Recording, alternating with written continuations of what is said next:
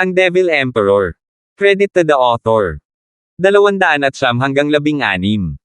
Ang mga pangalan po na nandito ay galing sa mga name generator. Kung meron man pagkakatulad sa mga pangalan ng tao o lugar at pangyayari, ito ay tunay na hindi sinasadya. Ang ganda mo, ate. Naging parang bata si Ethan pagkakita niya sa kanya, at agad siyang pinuri ng peke. Sinimulan ng babae ang pagkurot sa pisngi ni Ethan nang may ngiti ng tuwa, ang tamis naman niyan, maliit na gago. Walang gusto si ate sa mga taga-Regent Estate, pero gagawa ako ng exception para lang sa iyo. Tumanggaw si Ethan nang nakangiti, sabay turo kay Johan, ate, apo ka ba niya? Walang kamukha kayo. Ang pangit niya talaga. Paano niya maiuugnay ang bagay na yan sa isang kasing ganda mo? Ang kaakit-akit na tawa ng babae ay nagparamdam ng sigla sa mundo. Pagkatapos ay kinurot niya ng mas malakas ang mga pisngi ni Ethan, ang ganda mo, ang galing mo tumakbo. Hay. Umubo ng malakas ang dalawang manunood. Partikular na si Jigo, na ginagawa ang lahat para senadoryasan si Ethan. Sabi ko, Katie wala kindstone, hindi ko huhusgahan kung ginagawa mo ito nang hindi mo namamalayan. Pero kung ginagawa mo ito nang may kamalayan. Hay, wala ka bang konsensya? Tinitigan ni Johan si Ethan at nagmura, pandekorasyon ba ang mga mata mo? Ang babaeng yan ay 100 taong gulang na. Kahit na gumagamit ng kaunting cultivation para mapanatili ang itsura, ang aura niya ay ibang-iba sa isang dalaga. Ang ibig mong sabihin sa akin ay sa buong panahon na nakakulong ka sa Regent Estate ay wala ka pang nakitang babae. Ah! Sumagot ang babae bago pa makasagot si Ethan, na may mapang asar na sinabi, matandang utot, saan mo ba ako itinuturing na lola at hindi ginang? Gusto mo bang sampelan? Hindi na ako magtatanong. Sinong matinong babae ang tatawag sa sarili niyang lola? Ang tagal mo na, pero wala ka pa ring hiya. Pangungot siya ni Johan. Namula at nagagalpak sa galit ang mga babae nang magpadala siya ng isang atake na parang palad. Sa isang kislap ng puti, maging ang kumikinang na init sa paligid nila ay nagsimulang maging mga kristal ng yelo. Si Johan ay lubos na nakatuon sa paglaban. Sa isang pitik ng kanyang manggas, isang apoy ang sumiklab, na hamarang sa puting liwanag, matandang lalaki, gusto mo bang sugurin ulit? Paano kung ako nga? Sino ang nagsabi sa iyong magsalita ka ng pabulong sa batang ito na matanda na ang lolang ito? Ano kaya kung tawagin kitang matanda? Ang laki-laki mo na pero iniisip mo pa ring magpalaki ng cherry boy para maging sugar daddy mo. Manahimik ka, matandang utot. Nag-appear ang dalawa sa bawat pagkakataong mayroon sila. Napangiti sina Ethan at Jigo sa loob-loob nila. Doon na mariing nakipagkamay si Jigo, mga kasama, pumunta ako rito para sa batang ito para kumuha ng amo, hindi para makakita ng away ng magkasintahan. At dahil tutol na tutol si Kuya Johan sa ideya, aalis na tayo. Mamaya na, ate. Malungkot na kumaway si Ethan sa babae. Lumambot ang puso ng babae at sumigaw, teka, mahal na mahal ko ang batang ito. Tuturuan ko siya. Maaari kang magturo ng kalokohan. Mayroon siyang katawang apoy at tanging ang paraan ko ng paglilinang ng apoy ang bagay sa kanya. Bakit ka sumasang-ayon kung isa ka lang namang tagapaglinang ng tubig? Masungit na tugon ni Johan. Hindi siya pinansin ng babae habang binubusog ang dibdib, napakatagal ni Lola na nakipaglaban sa iyo kaya natutunan ko na agad ang heaven-searing inferno mo. Bakit hindi ko kayang tanggapin ang batang ito? Sandali na tumigil si Johan, napagtanto ang katotohanan, ngunit nangungutya pa rin, hihihi, hindi lang ako ang pinakamahusay na eksperto sa apoy sa Titans dahil sa aking pamamaraan ng paglilinang, kundi pati na rin sa hawak ng kanyang kamay ang isang umaalingaw-ngaw na pulang apoy. Nanlaki ang mga mata ni Ethan sa gulat, apoy ng espirito ng langit at lupa, pumuputok na apoy ng lupa. Bata, ang galing ng mga mata mo. Tinaas ni Johan ang isang kilay, pagkatapos ay tumanggo ng may pagmamalaki, tama, kung magiging disipulo kita, bukod sa heaven-searing inferno, makakakuha ka ng isang piraso ng earth-erupting fire sea na ito. Iyan ang magiging tunay kong kahalili. Tumanggo si Ethan. Ngayon alam na niya kung bakit napakalakas ng Raging Ancestor para ipagtanggol ang 10 Radiant Stage Expert kasama ang Ice Moon Witch. Hindi lang sila magkakasabay, kundi mayroon din silang Earth Erupting Fire Sea. Sa kabila ng pagtawag sa lahat ng ito bilang apoy ng espiritu ng langit at lupa, ang ilan ay mas magaling kaysa sa iba. Ang Bone Soul True Fire ng Vicious Pilking ay nagmula sa bituka ng isang bangkay na nasa kailaliman ng lupa, isang yin ngunit banayad na apoy. Pinakamainam itong gamitin sa pagpino, habang nabibigo sa labanan. Kung tungkol naman sa Earth Erupting Fire Sea, ito ay nagmula sa puso ng isang bulkan, pabago-bago hanggang sa sukdulan. Ito ay isang yang at mabangis na apoy na hindi lamang nakatulong sa pagpino kundi isa ring mahalagang yaman sa labanan. Ipinikit ni Ethan ang kanyang mga mata kay Jigo. Nang ibabaw ang lalaking ito kay Johan noon, kahit na ginagamit ng isa ang Earth Erupting Fire Sea. Halata kung gaano kalakas ang katawan niya. At iyon ay nasa ikapitong yugto pa lamang ng Imperial Tyrant Body Art. Ngayon, hindi lang siya nagbago sa Wraith Art, kundi mayroon din siyang tatlong magkatugmang Profound Rank Martial Arts. Sino ang nakakaalam kung hanggang saan ang kaya niyang abutin? Si Mad Dipper ay isang martial fanatic talaga. Mayroon siyang katawan na isang mahusay na henyo. Talagang nakakuha ng ginto si Ethan nang mapasama niya ang matandang lalaking ito sa kanyang grupo. Nang mapansin ang tingin nito at madaling naunawaan ang iniisip nito, napatawa si Jigo habang nakayuko ang ulo. Ate, sabi niya makukuha ko raw ang apoy ng espiritu ng langit at lupa kung magiging disipulo niya ako. Paano kung?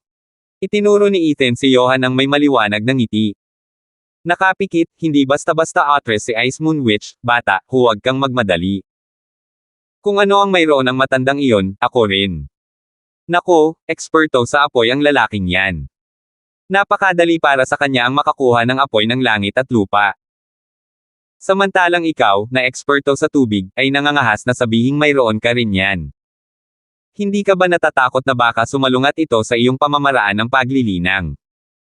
Pero ang sumunod na nalaman niya, nakatitig na pala si Ethan sa kamay ng Ice Moon Witch.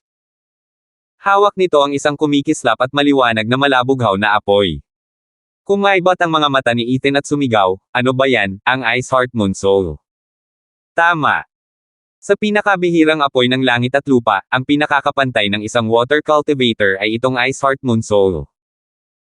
Ang kamangha-manghang apoy na ito ay napunta sa kaibuturan ng yelong 10,000 taong gulang na nababalutan ng liwanag ng buwan sa loob ng 10,000 taon pa. Ang init nito ay kaligayahan, ang kalikasan nito ay nagdudulot ng panloob na kapayapaan habang gumagawa rin ng mga kababalaghan sa paglilinang ng isang tao. Ngunit ang pinakakahanga-hangang katangian nito ay kaya nitong palamigin ang kahit ano at lahat ng bagay sa mundo. Walang sino man ang makakapagtanggol dito. Nang muling tingnan ang dalawa, alam na ngayon ni Ethan kung bakit kayang itaboy ng mga halimaw na ito ang 10 venerables ng Regent Estate. Sa pagtutulungan ni Fire Sea na pumuputok sa lupa at Ice Heart Moon Soul, sisubog ang kanilang kapangyarihan. Kaya nilang gamitin ang pinakamaraming kapangyarihan nila sa pamamagitan ng paghawak kamay. Ganoon nila natalo ang 10 eksperto sa Radiant Stage. Nako, ang dami mo talagang alam, anak. Isa itong bihirang apoy ng langit at lupa, pero hindi marami ang nakakaalam nito. Paano mo nakilala ang Ice Heart Moon Soul sa isang sulyap lang? Matamang tinitigan siya ni Jillian. Tumawa ng mapang-uyam si Ethan, may natutunan ako sa isang sinaunang libro, hahaha. Hoy, gusto ng bata na magsanay ng apoy. Maganda naman ang Ice Heart Moon Soul mo, pero hindi bagay sa kanya. Pinapayuhan kitang tumigil sa pakikialam. Napukaw ng atensyon ni Jillian si Kindstone kaya sumigaw si Johan. Inilibot ni Ethan ang kanyang tingin habang nag-iisip, at may napansin siya. Hinawakan niya ang kamay ni Jillian at sinimulang iwagayway ito sa kanyang pinakamagandang tono na parang bata, ate, gusto ko talagang magsanay kasama ka, pero hindi tayo magkatugma. Hindi ko rin magagamit ang Ice Heart Moon Soul. Maaari mo bang ipagamit sa matandang lalaki ang kanyang Earth Erupting Fire Sea sa akin? Hoy, bastos, huwag kang umalis dyan sa tol. Galit na galit si Johan. Tumawa si Jillian at nagtaas ng kilay, sige, tutulungan kita. Humarap siya kay Johan, matandang utot, handa ka bang tumaya? Anong klase? Tulad ng dati. Kung madaig mo ako kahit kalahating galaw lang, hindi ko tatanggapin ang bata bilang disipulo. Kung ako ang mananalo, ibibigay mo ang Earth Erupting Fire Sea sa bata bilang regalo sa aking disipulo. Ano ang masasabi mo? Sigaw ni Jillian. Niyakap ni Ethan si Jillian, hindi, ate. Gusto kong manatili sa iyo. Ayaw kong walang pagsabog ng apoy sa dagat. Huwag kang mag-alala, anak, hindi pa ako natalo ng matandang ito kahit minsan. Tinapik ni Jillian ang kanyang ulo at humajijek. Nagalit si Johan sa panunukso, ano ba yan, hindi ba't sinabihan kitang tanggalin sa trabaho ang lola mo? Hindi pwede. Sabay na itinaas ni na Jillian at Ethan ang kanilang mga dibdib at sabay na sumagot. Halos makita ang singaw na lumalabas sa ulo ni Johan. Pero dahil hindi siya naglakas loob na mag-apoy kay Jillian, itinoon niya ang lahat kay Jigo, matandang kakatwa, dinala mo ang magandang batang ito. Pagkatapos ko rito, ako na ang bahala sa iyo. Nagkibit balikat si Jigo. Sige, ayos lang. Single ni Johan, pumunta tayo sa dati nating bahay. Nawala siya pagkasabi niya. Tumawa si Jillian at sumunod, habang sumisigaw si Ethan sa likuran niya, ate, wala akong pakialam sa apoy na yan. Huwag ka lang masaktan. Pero nang makaalis na ang dalawa, bumalik sa kalmado at mapagkalkulang mukha si Ethan, magkaroon kayo ng magandang biyahe. Hahaha, ang bilis magbago ng mukha ni Katie wala Kindstone. Kung hindi lang kita kilala, malamang natukso na ako sa kawalang malay mong ginawa, akala mo isa ka lang inosenteng bata. Bawasan mo ang pambobola. Naningkit ang mga mata ni Ethan kay Jigo, sa tingin mo ba ganoon kadaling lokohin ang mga halimaw na iyon? Humph, lagi silang nakabantay. Ibig sabihin ba niyan ay palpak ang plano natin? Hindi sila lalaban. Hindi naman. Natatawang sabi ni Ethan, nako, lalaban sila ng maayos, at gagawa rin ng paraan. Dahil kapag gusto ng matandang babae ng away, natural lang natutulungan siya ng matandang lalaki. Pero lagi silang magbabantay, dahil sa iyo. Kumunat ang noo ni Jigo. Nagpatuloy si Ethan habang tumatawa, habang hindi ako pinapansin ng lubusan. Kasabay nito, isang malakas na kalabog ang umalangaw-ngaw, kasunod ang pagkahati ng langit sa kalahati. Ang isang panig ay napuno ng nagngangalit na imberno na susunog sa mundo, habang ang isa naman ay isang mabangis na blizzard na may kakayahang magpalamig sa lahat. Natatawang sabi ni Ethan, ang isa ay matinding apoy at ang isa naman ay matinding tubig, pero wala ni isa sa kanila ang makakataka sa aking palad. Kailangan ko ang mga matatandang ito. 210. Boom! Kasabay ng mga nakakagulat na pagsabog na umabot sa ikasyam na langit, nagkalat ang lahat ng ulap. Parang ang mundo ay patungo na sa dulo at ang lupa ay nanginginig ng napakalakas na halos mabitak ito. Sina Ethan at Jigo ay nakamasid sa paanan ng bundok na walang kamalay-malay tungkol sa lahat ng ito. Ang labanan ay tumagal ng 3 araw. Sa kabila ng nagngangalit na apoy na tumataas sa isang panig, hindi nito nagawang tunawin kahit kaunti ang kahangahangang glacier sa kabilang panig. Bumalik sa dati nilang pagkakatabla sina Raging Ancestor at Ice Moon Witch. Pagkalipas ng kalahating buwan, lalo lamang lumala ang kanilang labanan. Kahit sina Ethan at Jigo ay nakaramdam ng panganib. Kinailangan nilang umatras ng 100 milya. Sa wakas, pagkatapos ng 2 buwang matinding labanan, nagpakita na ito ng mga senyales ng paghupa. Napatawa si Ethan, hindi magtatagal.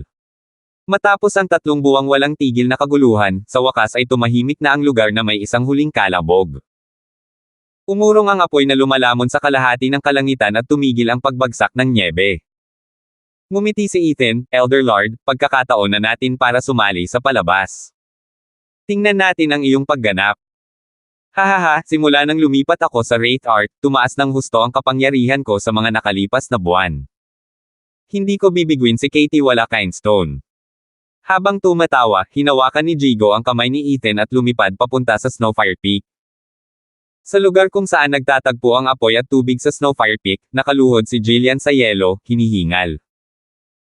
Tumulo ang pulang dugo mula sa kanyang bibig ngunit hindi pa rin nawawala ang kanyang matalim na titig sa kanyang kalaban, matandang utot, sa wakas ay nagawa mo na ang lahat. Matandang babae. Si Johan Quill, na kasing hina rin niya, ay umiiwas na tumingin sa mata ni Jillian, patawarin mo ako, nasaktan kita. Kumunat ang noo ni Jillian, bahala ka na sa paghingi mo ng tawad. Sino ang mag-aakala na isa kang peking tao para itago ang lakas mo? Nagsinungaling ka sa akin nitong mga nakaraang taon. Ano ba talaga ang tunay mong layunin? Jillian? Huwag kang magkamali ng intindi, maraming beses na akong sumama sa iyo sa pakikipaglaban sa ating mga kaaway sa kabila ng ating mga pagkakaiba. Paano ako magkakaroon ng masamang layunin? Bakit mo pa itatago ang lakas mo ng ganito katagal? Kalahating taon na ang nakalipas, akala ko pa rin ay nasa isang tug of war pa rin tayo. Bakit bigla ka na lang lumakas? Humph, manloloko ka. Iniwas ni Jillian ang kanyang ulo. Nagpanik si Johan. Napakamot siya ng ulo at saka bumaantong hininga, Jillian, mahigit 100 beses na tayong naglaban nitong mga nakaraang dekada. At sa bawat pagkakataon ay maaari sana akong manalo. Masyado kang mapangahas at mabilis magalit para tanggapin ang kinalabasan, kaya itinago ko ito sa iyo. Magyabang ka. Pero hindi ito tinanggap ni Jillian, at pinutol ang sasabihin niya ng may mapang-asar na tingin, bakit ngayon ka lang titigil? Nagulat si Johan at malungkot na sinabi, paano ako hindi? Kung matatalo ako ngayon, kukunin mo ang magandang lalaking iyon. Isang nag-iisang lalaki at isang mukhang bata na babae na magkasama, sino ang nakakaalam kung ano ang mangyayari? Nakita ni Jillian na malamig siya sa labas ngunit mainit at matamlay sa loob, kaya't humagalpak siya ng tawa. Walang kaalam-alam si Johan. Ikaw na malaking log, akala mo hindi ko alam na nagmamadali ka pala sa loob ng maraming taon.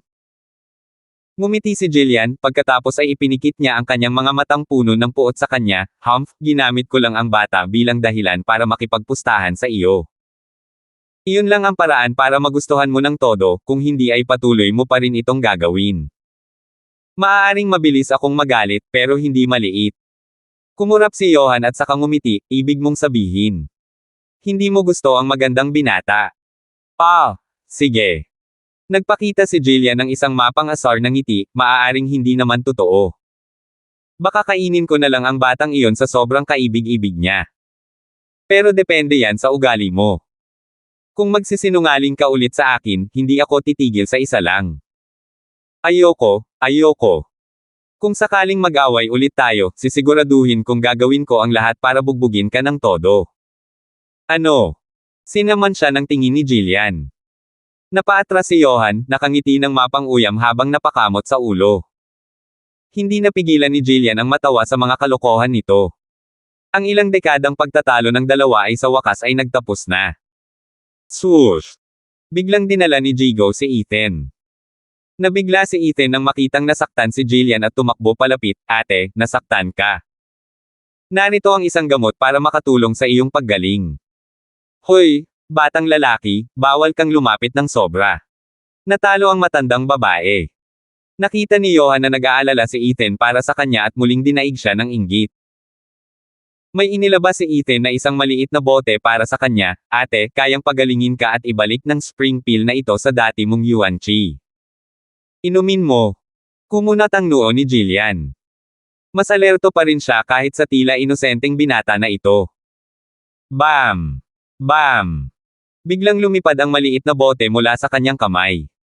Lumingon si Ethan at nakita si Jigo na malamig na pinapanood sila, anong ginagawa ninyo, Elder Lord?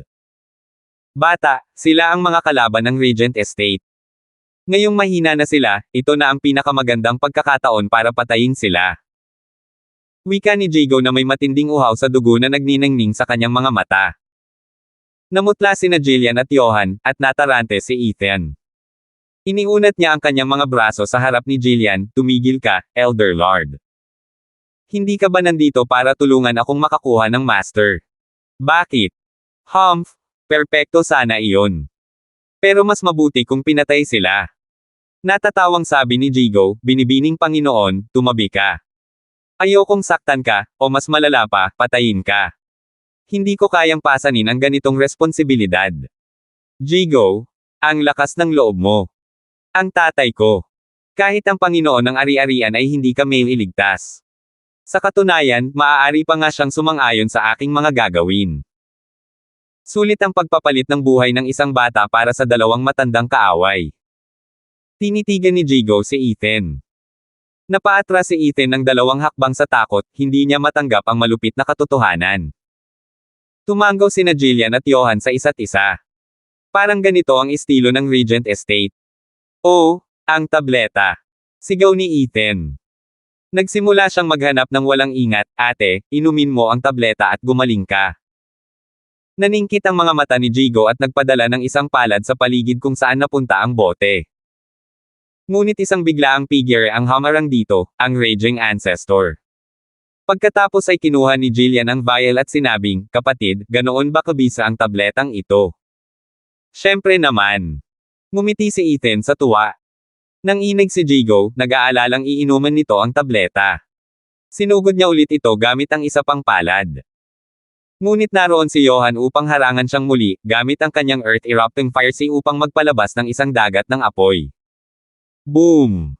Malakas ang Earth Erupting Fire Sea, ngunit naging matatag na si Jigo mula noon. At dahil lumaban si Johan ng 3 buwan, hindi na siya ang katapat ni Jigo. Paf! Sumirit ang sariwang dugo mula kay Johan habang lumilipad siya sa ere.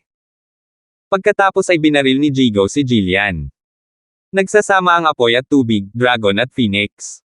Sabay na sigaw ni na Jillian at Johan. Nagtugma ang kanilang mga senadoryas ng kamay at isang pares ng dragon apoy at phoenix na yelo ang nabuo sa likuran nila. Ang dragon na apoy ay gawa sa Earth Erupting Fire Sea at sa phoenix naman mula sa Ice Heart Moon Soul. Nagturo ang dalawa at pinagsanib ng makapangyarihang nilalang ang kanilang mga kapangyarihan, sumugod kay Jigo. Dahil sa pagtutulungan ng Phoenix at Dragon, ang kanilang mga kapangyarihan ay nagpapakain sa isa't isa, na lumalakas ng 10 beses. Nang makarating sila sa harap ni Jigo, ang laki nila ay 1,000 metro. Napadilat si Ethan. Ito ay isang sining na pinagsasama ang apoy at tubig na nagpapalakas sa kapangyarihan ng bawat elemento sa geometrikong paraan. Kahit ang isang eksperto sa Radiant Stage sa ika-6 na layer ay makakatanggap ng matinding sugat sa pag-ataking iyon ng harapan. Pero tungkol yan sa iyong kasanayan, eksperto sa Radiant Stage. At si Jigo ay ibang-iba. Hindi napansin ni Ethan ang kahit kaunting hajijek sa mga labi niya. Lubos ang kanyang tiwala kay Jigo. At totoo nga, hindi nawala ang katahimikan ni Jigo sa harap ng ganitong pagsalakay. Sa isang sigaw, ang buong katawan niya ay nababalot ng itim na enerhiya, ang sining ng mga wraith. Naging isang itim na diamante si Jigo at sumugod sa pag-atake habang isang imahe ng itim na dragon ang nabuo sa likuran niya, unang galaw ni Wraith style, Soaring Demonic Dragon. Umungol. Nagbanta ang panaghoy na gumuho ang kalangitan. Isang itim na dragon ang nakaharap sa isang pares ng dragong apoy at phoenix na yelo. Naapektuhan maging ang Snowfire Peak dahil sa pagbangga. Kahit nababalutan ng yelo at apoy, nagbabanta itong gumuho pagkatapos. Umungol. Kasabay ng isa pang ungol ng dragon, nakita ni Jigo na naipit siya sa isang hindi pagkakasundo at sumigaw, ikalawang galaw ni Wraith style, Ghostly Dragon Claw. Tinamaan ng isang kuko ang dragong apoy at phoenix na yelo, at sumabog ng may pag-iyak. Natanggal pa nga ng shockwave ang yelo at apoy ng Snowfire Peak. Dagdugdog. Nagpatuloy ang dagindong habang kumakalat ang alon sa buong hanay ng kabundukan, tuluyang inalis ang yelo at apoy. Napaatras sina Jillian at Johan ng 12-dosenang mga baitang. Nakatingin sila ng may takot kay Jigo na parang isa itong demonyong Diyos. Kahit pagod na pagod sila, hindi sila mahihirapang ipagtanggol ang matandang si Jigo. Ngunit malinaw na hindi na si Jigo ang dating nilalang. Isa na siyang tunay na Mad Deeper ngayon. Hindi siya katulad ng dati niyang sarili, ngayon, para na siyang isang buhay na demonyong Diyos. 10 beses na mas malakas kaysa sa pinagsamang atake ng kanilang dalawang nanghihinang sarili. Hindi yan Imperial Tyrant Body Art. Anong kakaibang art ang sinasanay mo? Napalunok si Johan sa gulat. Nakangiting tuwang-tuwa si Jigo sa kanyang pag-unlad at nagpasalamat din kay Ethan, hindi na kailangang malaman ng mga patay. Napaigtad ang dalawa, alam na ngayon na hindi titigil si Jigo hanggat hindi namamatay ang magkabilang panig. Sa kanilang kalagayan ngayon, wala silang kalaban-laban kay Jigo. Isa na lang ang pagpipilian nila. Tiningnan ni Jillian Baker ang vial na hawak niya, ang spring pil-pil na nasa loob. Palihim na natawa si Ethan, kawit, linya at sinker. 211. Ate, tumakbo ka, pipigilan ko siya. Sigaw ni Ethan. Inihagis niya ang sarili kay Jigo para pigilan ito. Tumahol si Jigo, binibining Panginoon, anong ginagawa mo? Huwag mong pilitin ang kamay ko. Wala akong pakialam. Bawal kang saktan ang kapatid ko. Sigaw ni Ethan, puno ng determinasyon ang mga mata niya. Naantig sina Jillian at Johan. Nagkatinginan sila sa mga mata ng isa't isa at tumango. Binuksan ni Jillian ang bote at ibinigay ang isang tableta kay Johan. Hindi ko alam kung makakatulong ng malaki ang tableta, pero hindi natin maaaring hayaang mawala ng saysay ang pagsisikap ng batang iyon. Hihihi. Matandang babae, malamang ay nahuhumaling ang magandang batang iyon sa matanda ka na pero maganda pa rin ang balat mo, ngumisi si Johan. Napasigaw si Jillian para itago ang kanyang pamumula, matandang utot, matalino ka pa rin kahit antigo ka na. Bilasan mo at uminom ka ng gamot para malampasan natin ito. Hinaplos ni Jillian ang singsing sa kanyang daliri at bumulong, Sinta, lumabas ka at protektahan mo ako. Tumili.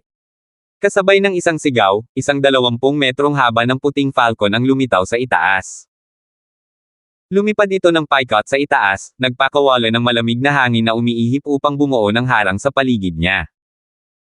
Ikalimang antas na espiritual na halimaw, Snow Falcon. Sigaw ni Ethan at Jigo.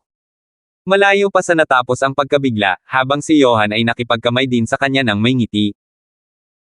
Isang dagandong ang umalangaw sa pandinig ng lahat ng lumabas mula sa kanyang singsing ang isang eskarlatang tigre na may nagliliyab na mga pakpak. Umikot ang pulang tigre sa Johan, ang 10 metrong haba na buntot nito ay tumama sa isang 50 metrong taas na bangin, na naging durog na bato. Ang nagliliyab nitong mga mata ay nakatitig kay Jigo. Ikalimang antas na espiritual na halimaw, Earthcore Flame Tiger. Nanginig ang mga mata ni Jigo, pati na rin ang kanyang puso. Lalong humanga siya kay Ethan. Naganap ang lahat ayon sa kanyang sinabi. Maaaring nag-away ang matandang mag-asawang ito hanggang sa sila ay mawala ng malay, ngunit mayroon pa ring nakatagong baraha para harapin siya. Hindi niya nakita ang mga ganong espiritong hayop noong huling nag-away sila, kaya sila na ang huling baraha ng mag-asawa. Nanlaki rin ang mga mata ni Ethan, hindi dahil sa tuwa kundi dahil sa takot. Habang dumarami ang mga halimaw na nag-aagawan sa kanila, lalo niyang nararamdaman na sulit ang kanilang pagsisikap. Bata, tumabi ka. Kailangan ko silang ayusin dito at ngayon din. Hindi. Umungol si Jigo, ngunit mahigpit pa rin siyang niyakap ni Ethan. Naiinis na sinampal ni Jigo si Ethan, kung gayon, sarili mo lang ang dapat sisihin sa susunod na mangyayari. Sa kabila ng mabangis na pag-atake gamit ang palad, hindi nagpakita ng takot si Ethan. Nagulat si Jillian ngunit sumigaw lamang, bata, ipaghihiganti ka namin. Walang pag-aalinlangang nilunok ni Jillian at Johan ang tig-iisang tableta. Nakakrus ang kanilang mga paa habang nakabantay ang dalawang espiritual na halimaw sa ikalimang antas. Langit-ngit. Tumigil ang nakamamatay na palad ni Jigo. Humajejek si Ethan, at madaling tinampol ang palad. Umayos ng tayo si Ethan at tumingin kay Jigo nang may masamang ngiti, ang natitira na lang ay ang pag-inom nila ng gamot. Hahaha, si Katie wala Kindstone ay talagang gumagawa sa mahiwagang paraan. Mas tuso ka kaysa sa unwanted controver na iyon. Ang dalawang iyon ay uminom ng tinatawag na mga tableta. Dati silang maingat sa lahat ng bagay, ngunit sa huli ay nabigo. Tumawa si Jigo. Natigilan ang dalawang espiritual na halimaw. Tinawag sila ng kanilang mga Panginoon upang magbantay, ngunit bakit ba nag-aaksaya ng oras ang matandang ito, na wala man lang kahit kaunting balak na umatake? Natatawang sabi ni Ethan, elderly, huwag kang masyadong mambola. Walang misteryo sa kakayahan ko. Ginabayan ko lang sila sa ganitong resulta. Kung mas mapanganib ang sandali, mas madali para sa isang maingat na tao na ibaba ang kanyang bantay. Kung nakakakita siya ng hibla ng pag-asa, tiyak na aagawin niya ito. Angkop na paglalarawan ng isang mapait na tableta na lunukan, hindi ba? Ang ginawa ko lang ay inihanda ang entablado para sa panganib na ito at pinapalunok sila ng isang tableta na wala silang kaalam-alam. Nagningning sa paghanga ang mga mata ni Jigo. Makapangyarihan siya sa panulat at espada. Magulo at mahirap unawain ang kanyang mga pamamaraan. Siya ang henyo ng milenyo. Siya nga pala. Naguguluhan na tiningnan ni Ethan si Jigo, elderly, sinabi mo bang gusto ng Radiant Estate na sakupin ang pares na ito at nagpadala ka pa ng 10 Radiant Stage Expert? Pero wala bang nagawang anumang trick ang unwanted controver na si Winford? Hahaha, syempre. Kulang lang siya sa mga bloodworm mo. Kaya ang tanging plano niya ay palibutan ang dalawa ng mga puwersa ng Regent Estate. Pero nag-backfire ito, at itinigil ang usapin. Gusto ng Estate Lord noon na pilitin ang dalawa na sumuko, pero napilitan siyang kalimutan ito dahil masyado silang matigas ang ulo at walang paraan para sumuko sila. Tumanggaw si Ethan. Hindi kasalanan ni Winford kung bakit hindi siya nagtagumpay, kundi ang kakulangan ng pera para magawa ito. Kung wala ang kanyang mga bloodworm, kahit si Ethan ay uuwi ng walang dala. Habang nag-uusap sila, dahan-daang iminulat ng magkasintahan ang kanilang mga mata at biglang tumayo. Ngunit ang tanawin ay nag-iwan sa kanila na hindi makapagsalita. Saan napunta ang matinding pagkauhaw sa dugo ni Jigo? Bakit ligtas at maayos ang bata? Naalala nila kung paano ang huling imahe bago ipikit ang kanilang mga mata ay ang mapaminsalang palad ni Jigo na mabilis na dumampi sa ulo ng bata. Madaling naunawaan ni Ethan ang kanilang pagdududa at yumuko, "Mga senior, hayaan ninyong magpakilala akong muli. Hindi ako taga-Regent Estate, kundi taga-pangasiwa ng Larsen clan," si Ethan. "Kinakatawan ko ang aming clan head kapag inaanyayahan ko ang mga senior sa aming clan bilang mga elder. Pakibigyan po ninyo kami ng walang hanggang karangalan, mga senior." Ano? Gulat na gulat ang dalawa nang lumingon sila kay Jigo.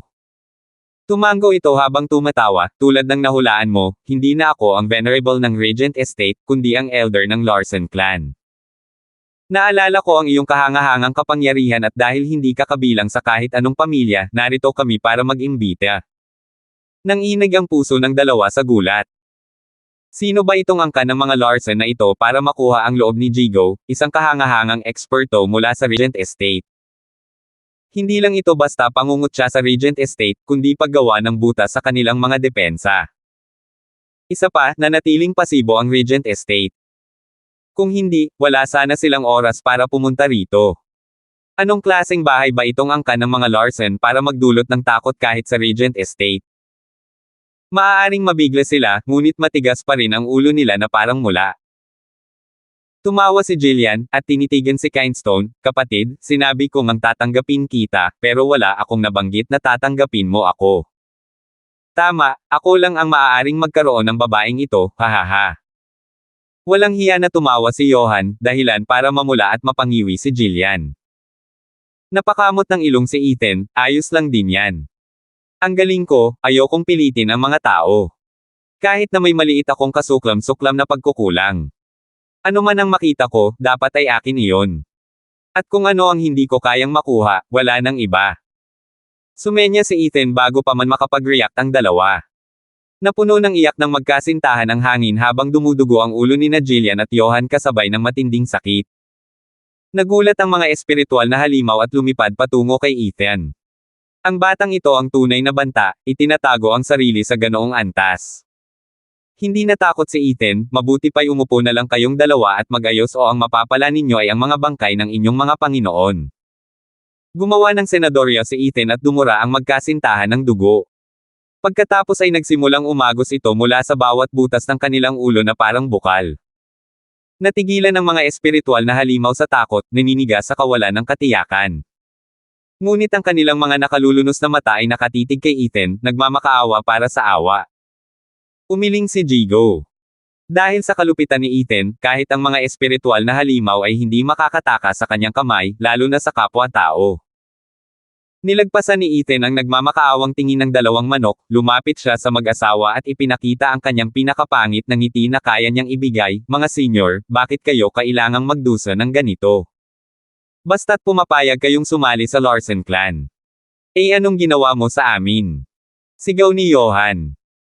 Walang magawa, sinimulang ipaliwanag ni Ethan sa kanila ang epekto ng bloodworms ng nakangiti, "Hindi ka dapat uminom ng candy mula sa isang estranghero, lalo na ang isang tableta."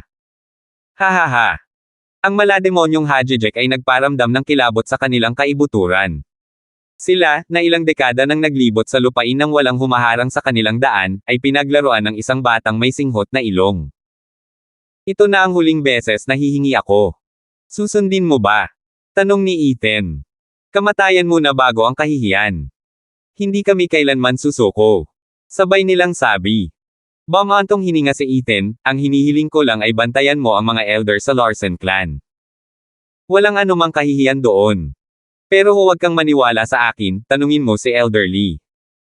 Si Katie Wala-Kindstone ay laging magalang at magalang.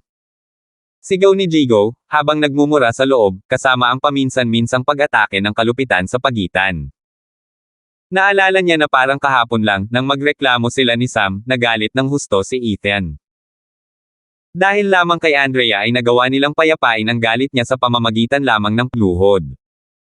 Sino ang mag-aakala kung ano ang gagawin niya sa kanila kung hindi? Nakaramdam si Jigo ng kakaibang pagkakamag-anak sa dalawa sa bagay na ito.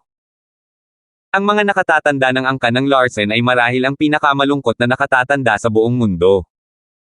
Ang buhay ng isang tao ay hindi lamang nakasalalay sa kagustuhan ng pinuno ng angkan, kundi lalo na sa kagustuhan ng Katie Wala. At bago mo pa man simulang isaalang-alang ang mga kapritsyo ng clan head, kailangan mo munang sumunod sa Katie Wala. Sabihin mo sa akin, iyon ba ang tawag sa isang elder? Kahit ang Regent Estate ay mas magaling pa kaysa sa Katie Walang ito. 212.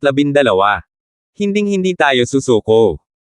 Matigas ang ulo ng dalawa, umiiling sa bawat pagtatangka ni Ethan na hikayatin sila. Pagkatapos ay nawala ang ngiti sa mukha ni Ethan. Dahil hindi mo kayang harapin ang realidad, sarili mo lang ang sisisihin mo sa susunod na mangyayari. Malamig na sabi ni Ethan. Isang palatandaan lamang para sa kanya ang pamimilipit ng dalawa sa lupa sa mga iyak ng sakit. Nanghihina ang kanilang mga paa at kamay at naririnig ang pagbibitak sa bawat paggalaw ng buto. Namuo ang dugo sa ilalim nila ngunit hindi mula sa anumang nakikitang sugat. Para itong pag-ikot ng tuwalya para pigain ang lahat ng tubig palabas. Isa itong sakit na hindi kayang tiisin kahit ng dalawang veteranong halimaw na ito. Sumasaksak ito sa kanilang kaibuturan. Natuwa si Jigo sa kanyang sarili. Salamat sa Diyos, mabilis akong lumipat ng panig. Sino ang nakakaalam kung anong hindi mabilang na pagdurusa ang maaaring naghihintay sa akin bukod dito? Hindi ito makatao. Sa pagkakataong ito, takot na takot niyang pinagasdan si Ethan. Nataranta ang dalawang espiritong hayop sa pagdurusa ng kanilang mga amo.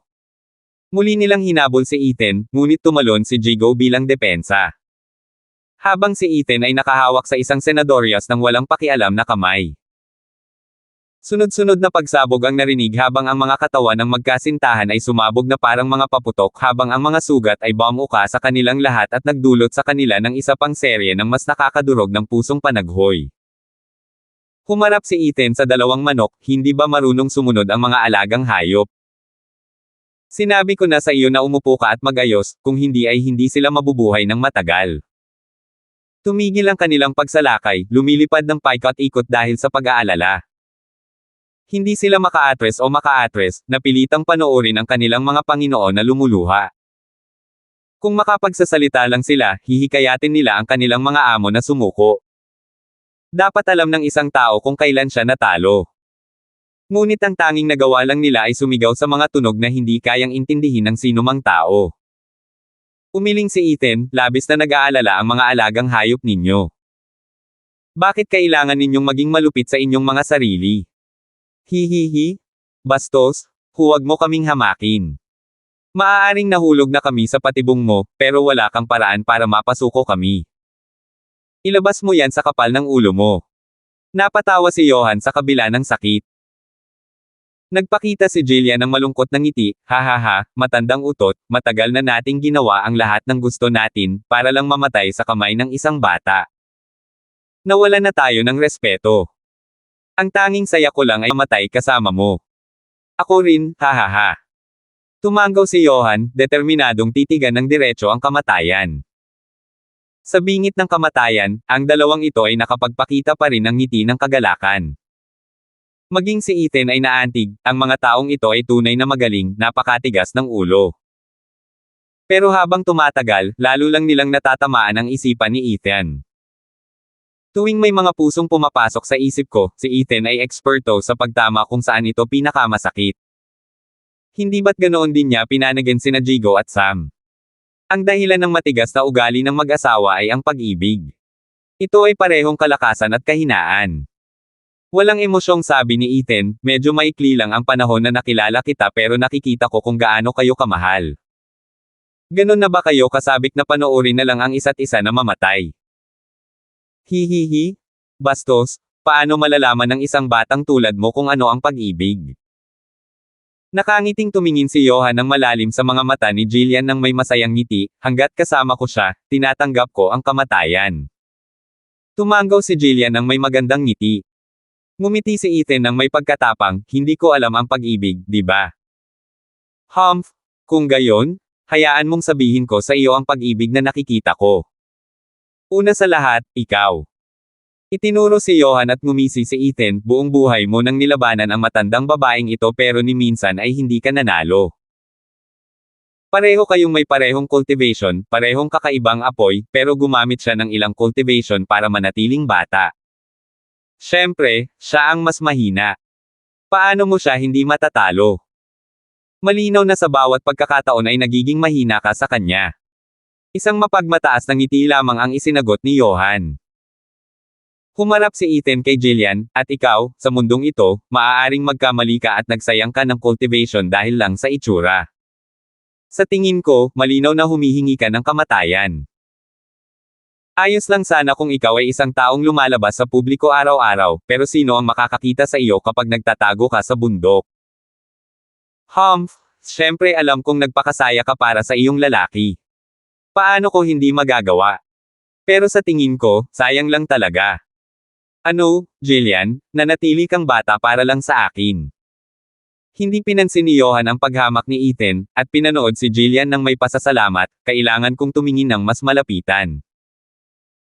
Siguro bulag ako para hindi kita pahalagahan sa loob ng maraming dekada. Namula si Jillian at sumimangot. Itinuring niya ang kritisismo ni Ethan bilang isang papuri. Hindi alintana ni Ethan, dahil ito ang kanyang layunin. Gusto niyang pasiglahin ang kanilang pag-iibigan hanggang sa pinakamataas na posibleng punto, ngunit para lamang ito ay madurage. Humph, akala mo talaga pinupuri kita, di ba? Kung ganoon, ang pag-ibig ang pinakamalaking kahinaan mo. Kalokohan. Ang pag-ibig natin ay walang hanggan. Magkasama tayong nabubuhay at namamatay at wala kang magagawa para pigilan ito. Pangungot siya ni Johan. At talaga. Nakangiting hinawakan ni Ethan ang maputi na leeg ni Jillian, at sumigaw sa takot si Johan, anong ginagawa mo? Angkinan mo ako kung lalaki ka at huwag mong pakialaman ang babae ko. Huwag kang magpapaniwala dyan, matandang tanga. Kung mamatay ang isa, susunod din ang isa. Wala nang magagawa pa ang mga yan. Matalim na sabi ni Jillian. Tumanggaw si Johan at kumalma. Ngumisi si Ethan, sa tingin mo ba ganoon lang kadali mamatay sa mga kamay ko? Huwag kang mag-alala, hindi kita papatayin, kahit na may kutob akong magmamakaawa ka sa akin mamaya.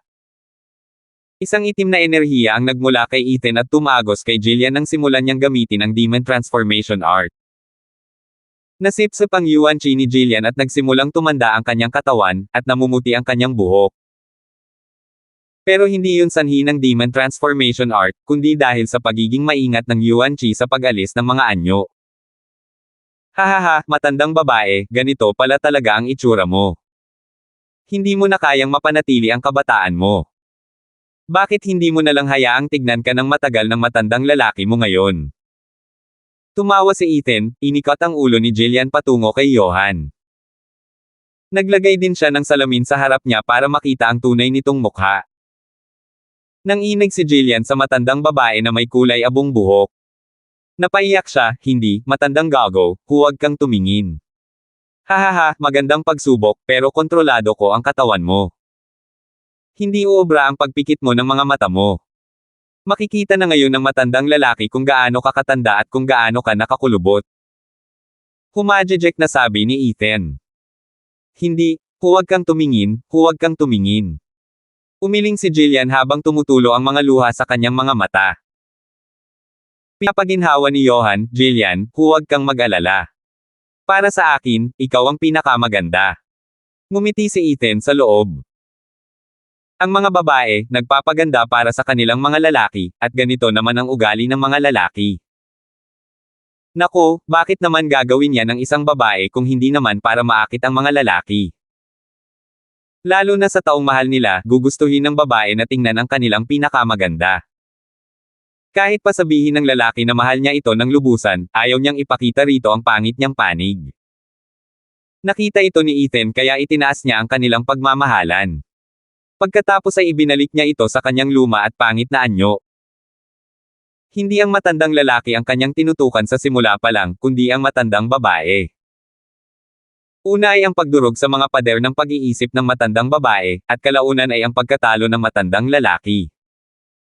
Natatawang sabi ni Ethan, sinugod si Jillian, at kinutya, hihihi, ate, hindi ka na mukhang ate ngayon, di ba? Mas lola ka na kung ako ang tatanungin. Huwag mong sabihin yan, pakiusap. Sigaw ni Jillian habang tinatakpan ang kanyang mukha. Sampay ni Johan, halimaw, tumigil ka na ngayon dahil kung hindi ay magsisisi ka. Pasensya na. Hahaha. Nasa kamay ko ang buhay mo pero ang lakas ng loob mong kunin yan sa akin. Natatawang sabi ni Ethan habang hawak ang sash ni Jillian, mga matandang utot, naniniwala ka ba kapag sinabi kong kaya kong gawing mas pangit ang matandang babaeng to? Kahit wala akong interes na makita at hayaang pagtestahan siya ng mga matang kambing mo. Pero hindi ko maiwasang magtaka, gaano ka ba kainteresado, matandang lalaki, sa magandang katawan ng kapatid na to? Si Ethan ay may bahid ng mahinang paghila. Hindi. Sigaw ni Jillian, umiikot na ang mga mata sa kanyang bungo. Naluluha na si Johan, humihikbi at nagmamakaawa, SKT wala Kindstone, sumusuko na kami. Pakiusap, hayaan mo na lang siya. Huwag mo na kaming ipahiya pa, nagmamakaawa ako sa iyo. Si Johan, isang makapangyarihang eksperto, ay umiiyak na parang bata, at umani ng simpatiya mula sa sinumang makakakita sa kanya. Lumingon si Ethan kay Jillian, at nakita ang matandang babae na tumatango rin habang umiiyak. Agad na napalitan ng masayang ngiti si Ethan, napakahirap ba noon? Kaya nyo naman sanang ginawa ito sa simula pa lang para hindi kayo magdusa. Tumindig kayo, mga nakatatanda. Oh, paano naman kayo magiging ganito kalupit sa mga nakatatanda? May dala akong mga gamot para sa kagalingan. Pakiinom naman, mga nakatatanda. Biglang naging bipolar si Ethan, na para bang ibang personalidad na ang dating malademonyo niyang personalidad. Tinulungan niya ang dalawa ng may wastong paggalang at binigyan sila ng isang maliit na bote. Walang malay na natakot ang matandang mag-asawa. Nang makita ang bote, bigla silang nanginag. Napaatras sila at umiling ng matindi. Kinatatakutan na nila ang mga tableta ni Ethan. Pero tinaasan ni Ethan ang kilay at sumigaw, ang lakas ng loob mong tumanggi sa mga gamot ko. Nanginginig muli, humajejek ang magkasintahan, at ininom ang mga tableta sa ilalim ng mapagmasid na mata ni Ethan. Muling ngumiti si Ethan. Sa ganitong paraan, nakakuha ang angka ng Larsen ng isa pang pares ng masunuring matatanda. Nang masaksihan ang lahat, nayanig ng husto ang puso ni Jigo. Kasuklam-suklam na pabagsakin ni Katie wala Kindstone ang mga makapangyarihang ekspertong ito dahil sa kanyang malupit na gawain sa loob lamang ng ilang minuto. Napaka-demonyo niya. Labis ang kanyang pasasalamat sa langit dahil sa mabilis na pagbabago ng kanyang panig. O sa malupit na pamamaraan ni Katie wala Kindstone, na nakakaalam kung gaano kalaki ang kahihiyan na ay dudulot nito sa kanya. Sa puntong iyon, wala na siyang reputasyong mapag-uusapan, tatakbo ng husto sa putikan. 213. Pagkalipas ng 6 na oras, iminulat ni na Johan at Jillian ang kanilang mga mata, matapos halos gumaling ang kanilang mga pinsala. Bumalik si Jillian sa kanyang kabataan, sa harap ng nakangiting si Ethan at si Jigo sa tabi. Ngayong tumayo na ang mag-asawa, lumapit sa kanila si Ethan na may palakaibigang tawanan, sa palagay ko ay dapat nating batiin ang iyong paggaling. Ngayon, bumalik na tayong lahat sa angkan. Nanginginig sa loob, ang dalawa ay napaatras sa takot. Huwag mo akong tingnan na parang ako ang kalaban dito. Nasa iisang panig na tayo ngayon, di ba? Nagkibit balikat si Ethan at ngumiti kay Jillian, ate, nakalimutan mo na ba kung gaano tayo kalapit na magkapatid?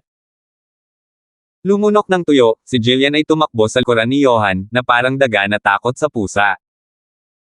Ngunit ang mga mata ay may di mapagkakamalang puot na natatakpan ng matinding takot. Nakatitig sa kanya si Jillian at dumura, "Sino ang kapatid mo?" "Bulag siguro ako para hindi ko makita na may demonyo ka pala." Totoo nga, dahil itinuring niya si Ethan bilang isang inosenteng bata na halos hindi na nakamulat ng mga mata sa mundo. Sino ang mag-aakala na ang tutang ito ang may kontrol sa sikat na Mad Dipper?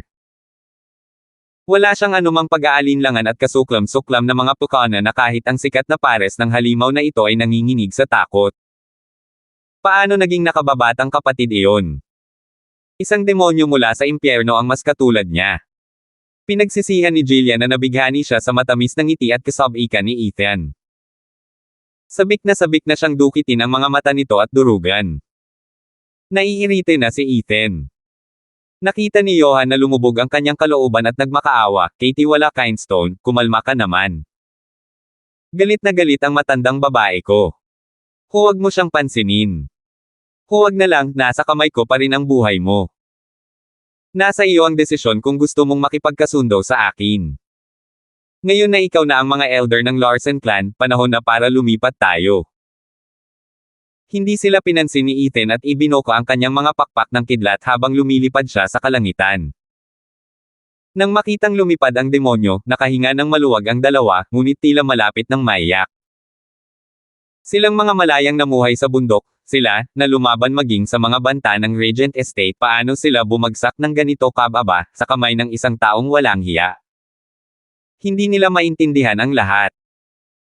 Lumapit si Jigo sa kanila at kinutya, "Hindi ba't pinagtawanan mo ako nang sabihin mong wala akong lakas ng loob, pare? Aba, nasaan ang sa iyo?" Nakangiting malungkot, umiling si Johan at bumantong hininga, "Ako ang may kasalanan noon.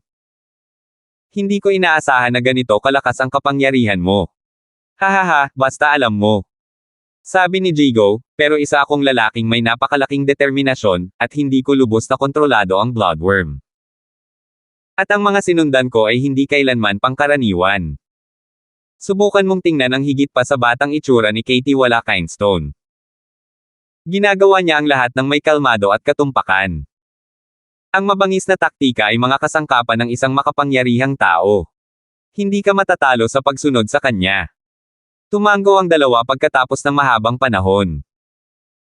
"At dahil magtutulungan tayo sa hinaharap, ituturo ko sa iyo ang mga pangunahing kaalaman para mabuhay sa angkan ng Larsen."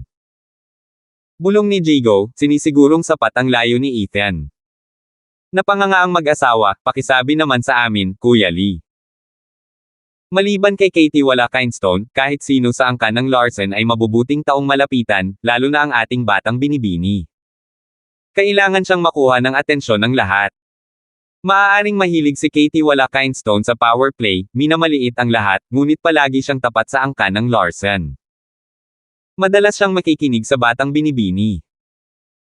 Kaya, kung sakaling mapasama ka sa kanya, magmadali kang lumapit sa batang binibini at ipaapela niya ang iyong kaso. Halos tuluyan ka nang maalis sa parusa." Tinapik ni Jigo ang balikat ni Johan, habang seryosong nakatingin sa dalawa. Labis ang pasasalamat ng dalawa habang pinagsalikop ang kanilang mga kamay, "Salamat, Kuya Lee. Wala lang yan. Pareho lang tayo ng sitwasyon, pwede mo namang ipagwalang bahala yan." Hahaha. Kumaway si Jigo. Ganoon ba talaga siya kamalasakit? Siyempre hindi. Walang kaalam-alam ang dalawa sa mga bagay-bagay ng angkan ng Larsen, pero madali rin naman nila itong maaayos sa unang 3 araw. Pinaalalahanan niya sila kanina dahil mura lang ang pabor na ito at wala siyang nakitang dahilan para hindi nila ito bigyan ng utang na loob sa kanya. "Kailan ba ako nagsimulang maging ganito kabangis na tao?" Bumantong hininga siya at biglang napakamot sa ulo, siguro binabago ng kapaligiran ang lalaki. Sa mga tarangkahan ng kabisera ng imperyo, si Marshal Drake ay nakaupo sakay ng kanyang malaking kabayo at pumapasok sa lungsod kasama ang kanyang 5 inaanak. Ang 1 milyong malakas na hukbo ay nakahimpil 10 milya ang layo. Ang balita ng pagbabalik ni Raisin, ang pangalawa sa 4 na haligi sa korte, ay agad na umalingaw-ngaw sa bawat mamamayan. "Kamahalan, si Marshal Drake ay naghahanap ng makakausap. Pumasok ka." Sa ginintoang palasyo ng kabisera ng imperyo, ang emperador ay nakaupo sa isang marangyang trono. Katabi niya ang lalaking madalas niyang kalaro ng chess, si G. Sima. Pumasok si Raisin ng malalaki ang hakbang at yumuko, binabati kayo ni Raisin ng kamahalan. Naway magkaroon kayo ng mahaba at masaganang buhay. Hahaha, galing pa si Marshall Drake sa malayo.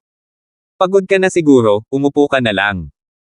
Habang tumatawa, naglakad ang emperador papunta kay Raisin at inalalayan itong umupo sa isang upuan.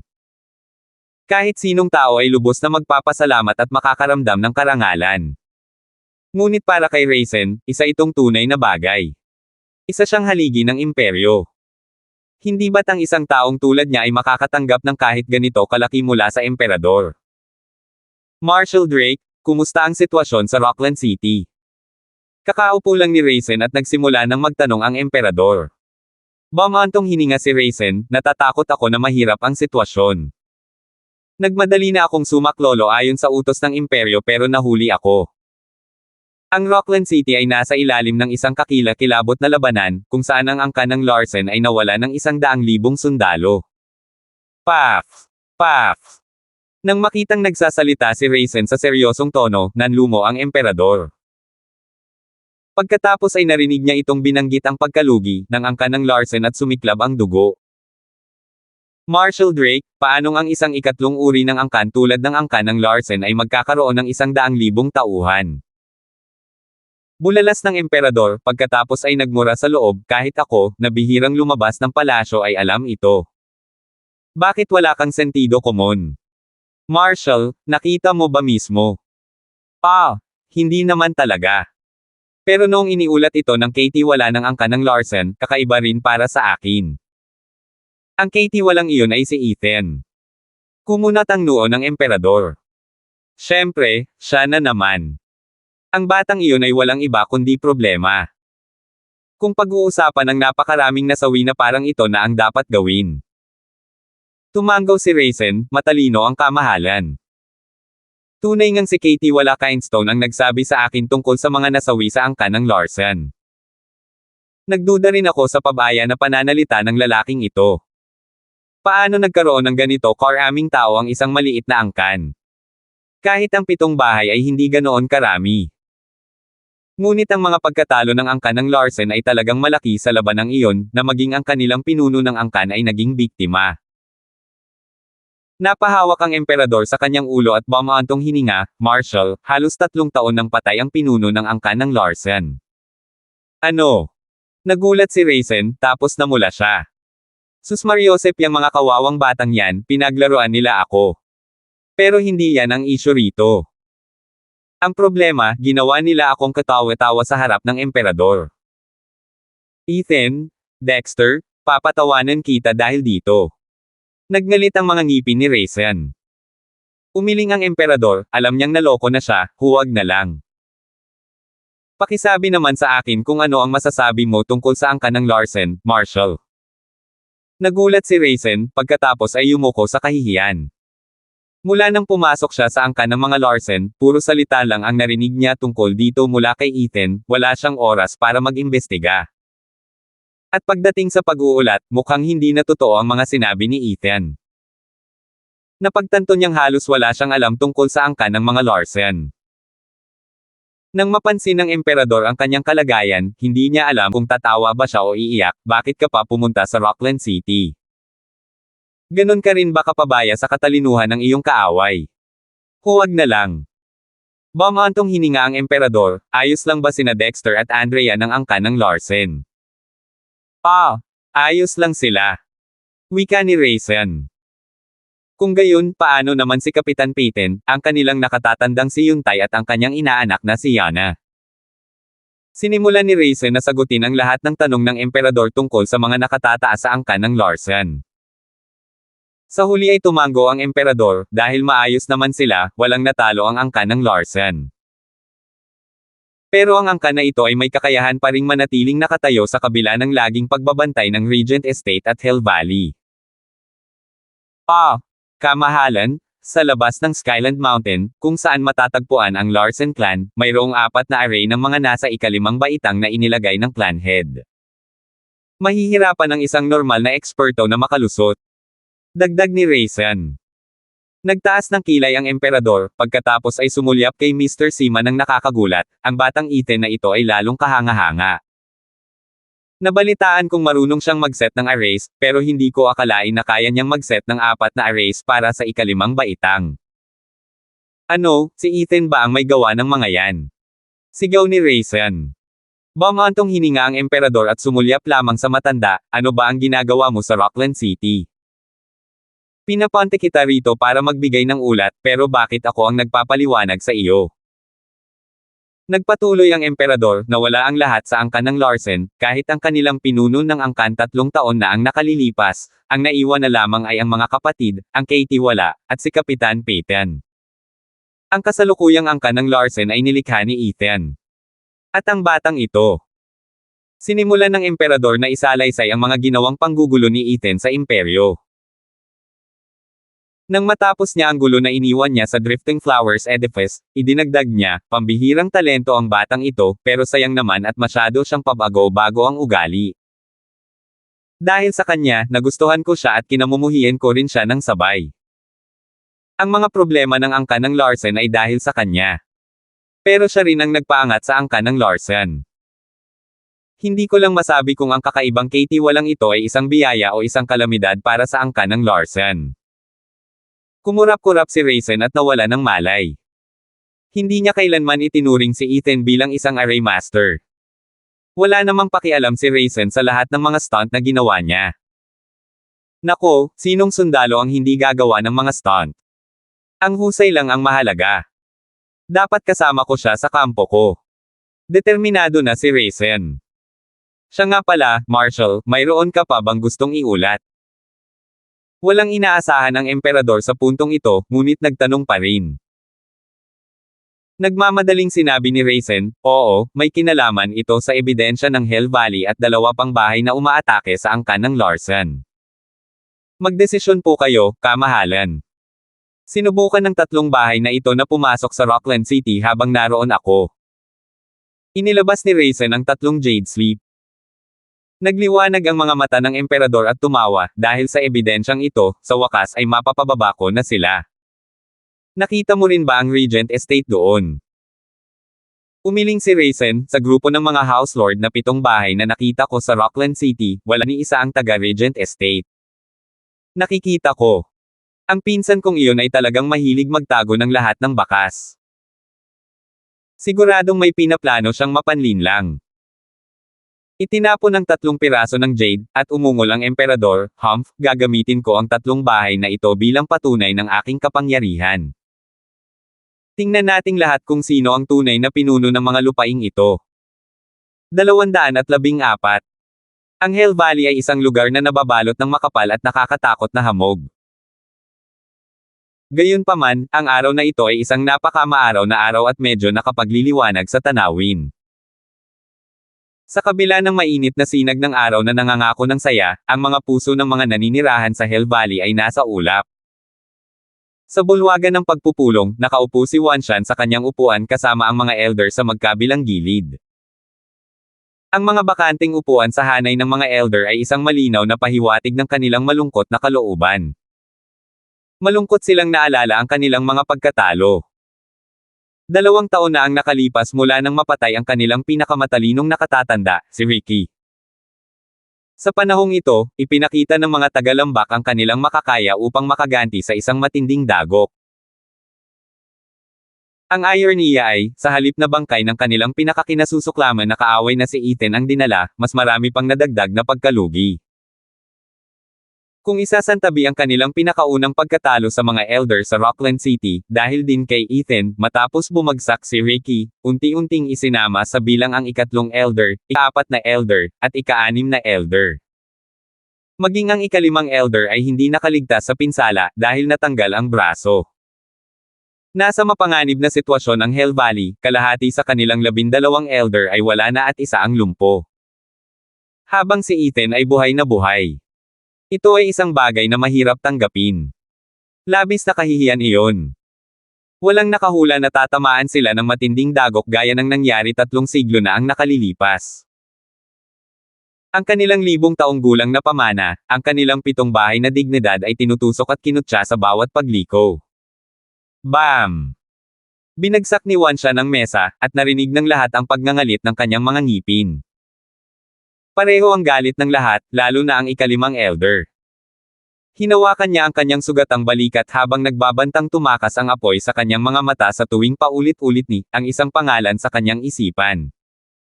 Ethan. Ngunit sila ngayon ay naipit. Masyado nilang itinulak ang pamilya ng imperyo at tinawag ng huli si Marshall Drake upang takutin sila. Kung gagawa sila ng isang maling galaw, malapit na nilang makita ang milyong hukbo ni Raisin sa kanilang pintuan. At walang sino man ang makakatiis sa bigat ng ganitong resulta. Narito sila, lahat ay nagnanais na sumugod sa Rockland City, upang pigain ang dugo ng angkan ng Larsen at Ethan, ngunit walang sino man ang naglakas loob na gawin ito. Nakataya ang mismong kanilang kaligtasan. Ito ang kanilang palaisipan. Tumingin ang dakilang matatanda sa paligid at bumaantong hininga. Nakakapangilab ang kapaligiran. Hindi ko na kaya. Kailangan ko ng tuluyang mapatay ang walang hiyang yan. Ang matanda ang unang nabasag. Napatingin sa kanya ang mga mata, ngunit walang sumagot, kahit na pareho ang kanilang nararamdaman. Alam ng sino mang naroon ang mga kahihinatnan ng gayong pagkilos. Isang biglaang alon ang nagdala ng mahinang tunog ng plauta. Nako! Sino ba ang maglalakas loob na maging masaya sa ganitong kalungkot na panahon? Pupunitin ko siya. Kumukulo na ang galit ng ikalimang elder, at ang musika ay lalo lamang nagpatindi ng kanyang galit. Pero bago pa siya makapangaso, itinaas ni Grand Elder ang kanyang kamay, nanginginig ang kanyang kaibuturan dahil sa takot. Teka, ito ang plauta ni Divine Dragon Levi. Espada ng Jade Flute na banal. Nagulat silang lahat, parang may kung anong kirot sa kanilang lalamunan. Maging ang galit na ikalimang elder ay unti-unting kumalma, nakaawang ang bibig dahil sa gulat. Sus Mariosep! Anong ginagawa ng Jade Flute Divine Sword na yan dito? Humarap ang ikalimang elder sa iba. Bumantong hininga si Wanshan, puno ng pait. Bakit pa ba ang problema? Hindi ba't ang emperador ang nagtulak sa kanya sa atin? Bakit bigla na lang umusbong at lumaki ang kawawang pamilya ng imperyo sa loob ng maraming dekada? Gusto nang umiyak ni Wanshan, pero naghanda siya para sa pulong habang sinenyasan ang mga elder na sumunod sa kanya palabas ng Hell Valley. Sa pasukan, ang figure ng kahanga-hanga at makapangyarihang Divine Dragon na si Levi ay tumutugtog ng isang malambing na himig sa kanyang plauta. Nang biglang tumigil ang tunog, kinalabot ni Levi ang plauta sa kanyang kamay habang malamig na nagsasalita, sa utos ng emperador, ang Valley Lord Yu ay dapat agad na humarap sa korte. Galit na galit si Wanshan. Ang pitong bahay at ang pamilya ng imperyo ay nasa isang hindi pagkakasundo, kung saan ang magkabilang panig ang humahawak sa mga gawain ng Titans. Kahit na may isang utos na dumating bago ang Hell Valley, ito ay palaging inihaharap ng may paggalang at kagandahang asal. Malinaw na sa pagkakataong ito, ipinadala ng emperador ang banal na dragon dala ang kanyang utos. Tumugtog pa siya ng plauta sa labas ng kanilang lambak upang hilahin silang palabas. Isa itong pagpapakita ng lakas. Kung magpakita man sila ng takot, hindi ba mas titindi ang paninindigan ng emperador kapag nakita niya ito? Gaano man katibay ang kanyang dahilan, kailangan pa rin niyang umalis. Gusto niyang makipag-usap ng matagal sa emperador. Maraming implikasyon ang pagprotekta kay Ethan. Inilalagay ba ng emperador ang pitong bahay para sa kanyang sarili gamit ito? Biglang napuno ng katapangan si Wanshan, naghirap si Mr. Fang na pumunta rito dala ang utos. Sa kasamaang palad, sinisipon ako at ilang buwan na lang ako makakadalo sa korte. Pakiusap, magpakita ka ng habag. Sipon ba? Wala nang mas halata pa rito ang gago na to. Maaari bang sipunin ng isang peak profound heaven expert? Malinaw na inilalagay mo sa alanganin ang emperador. Tumango ang mga matatanda kay Wanshan. Iyan ang ating Panginoon sa lambak. Gagamitin niya ang dahilan na ito para sabihin sa matandang kambing na iyon na tayo ang impyernong lambak ng pitong bahay. Hindi tayo mga aso niya na dapat utusan. Bomb! Isang pagsabog ang nagpakilig sa lahat, kahit na sila ay namangha sa kanilang Panginoon sa lambak. Sinundan ito ng isang malakas na hangin na nagpalipad ng alikabok. Nang hamupa na ang alikabok, napabuntong hininga ang lahat. Ang kabundukan sa gilid ng Hell Valley ay naglaho na parang bula. Sa kalagitnaan ng himpapawid, itinabi ni Levi ang Jade Flute, kailangan mo nang umalis agad, Valley Lord Yu. Sa sumunod na segundo, nawala siya, naiwan ang mga matatanda ng Hell Valley at si Wanshan na namumutla sa takot. Ang naglalahong mga bundok ay tumatak sa damdamin ng lahat. Kapangyarihan ba ito ni Divine Dragon Levi? Nakakabaliw talaga. May kapangyarihan siyang wasakin ang Hell Valley ng mag-isa. Swoosh! Biglang lumitaw ang isang matandang lalaking nakasuot ng abuhing damit. Namangha si Wanshan sa pagdating nito, kagalang-galang, dumating ka na. Gusto mo ba? Syempre alam ko. Nangahas lang akong pumunta pagkatapos niyang umalis. Bamantong hininga ang kagalang-galang, Panginoon ng Lambak, talagang nagawa natin ito sa pagkakataong ito. Maaaring isang ang tigreng papel ang emperador, ngunit ang kanyang 5 banal na dragon ay mababangges na halimaw sa kanilang sarili. Ang sinasabi ko ay, pumunta ka na lang sa korte at humingi ng tawad. Hindi na maaaring masaktan ng emperador. Tumanggaw si Wanshan, nalulungkot at malapit ng maiyak. Anong problema natin, Hell Valley? May biglang pumasok pero kailangan pa rin nating humingi ng tawad. Pagkalipas ng 1 linggo, napapanahon ang pagdating ni Wanshan sa kabisera ng imperyo. Dinala siya ng isang katulong sa palasyo sa isang silid-hintayan upang hintayin ang pagpapatawag ng emperador. Hindi pa ito nangyari noon.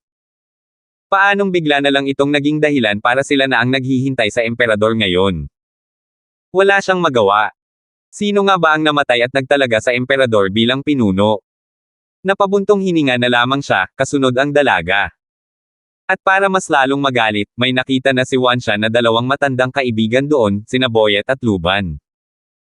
Ngumiti ng mapait ang dalawa sa pagdating ni Wanshan. Parang mga batang nakakulong ang tatlo, nakaupo sa labas ng opisina ng direktor, naghihintay sa tawag ng emperador. Lord Lin, sino ang pumunta sa Merrywoods? Dahil wala nang ibang magawa, nagsimulang makipag-usap si Wanshan. Umiling si Luban at bumantong hininga, sage ng monochrome chess, Hollis. Nako, ang matandang iyon ay palaging naglalaro ng chess at nililinang ang kanyang pag-iisip. Ang kanyang ugali ang pinakamahinahon sa 5 banal na dragon. Itinaas ni Jade Flute Divine Sword Levi ang mga bundok sa isa sa mga gilid ng Hell Valley. Ang bait ko. Nagsimulang magreklamo si Luban ng may malungkot na tingin, hindi umimik ang matandang iyon habang papasok sa Merrywoods at naghagis ng mga pyesa ng chess. May ideya ka ba kung ano ang pakiramdam niyan? Bawat pagtama ay parang pagtama ng bulalakaw. Ang paggawa nito ng ilang beses ay nakapagpatag sa kalahati ng Merrywoods. Ngayon ay kalahati na lang ng milenyo ang pamana natin.